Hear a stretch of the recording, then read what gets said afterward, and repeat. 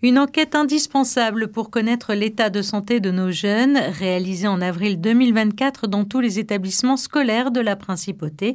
Cette enquête, menée tous les 4 ans dans 35 pays européens, apporte beaucoup pour Monaco. C'est important de savoir pour nous quel est l'impact des politiques que nous menons visant à prévenir et à prendre en charge ces addictions.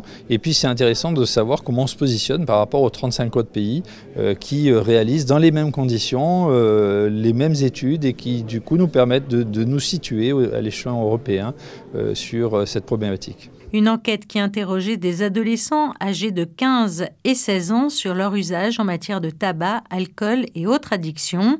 Plus de 1300 élèves ont donc répondu à cette enquête de manière anonyme, soit plus de 90% de taux de réponse. Et si la pratique des jeux d'argent et de hasard s'est atténuée en 2024 et ne concernerait qu'une partie réduite des lycéens de Monaco, qu'en est-il des produits de consommation à risque tels que le tabac, l'alcool et le cannabis?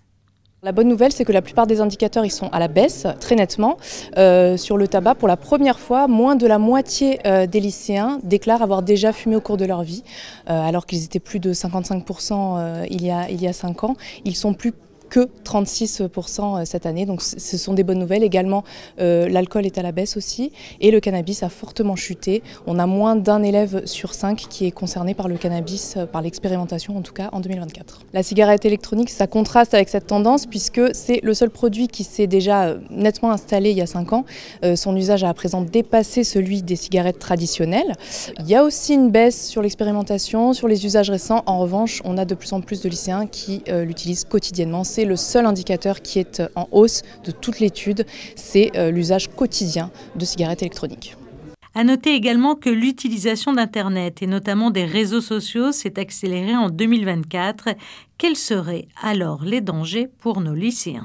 Les risques de consommation ou de comportement, c'est l'usage excessif, donc à risque, et de rentrer dans l'addiction. L'addiction, ça veut dire qu'on va avoir des phénomènes de sevrage, de dépendance. Donc on agit au niveau du cerveau, au niveau de la concentration, au niveau de l'attention, au niveau du sommeil, au niveau de l'humeur, de l'anxiété, donc ça touche vraiment tout le côté psy, mais que ce soit les substances ou les comportements, à partir du moment où l'addiction, la définition de l'addiction, c'est l'impossibilité de résister à consommer ou à un comportement. Et effectivement, ça peut être tout à fait obsédant et ça bouleverse et ça perturbe l'équilibre normal. Et si la plupart des lycéens évaluent leur bien-être de manière positive, la question du sommeil paraît constituer un réel enjeu puisque la plupart d'entre eux avouent ne pas se réveiller de manière alerte le matin.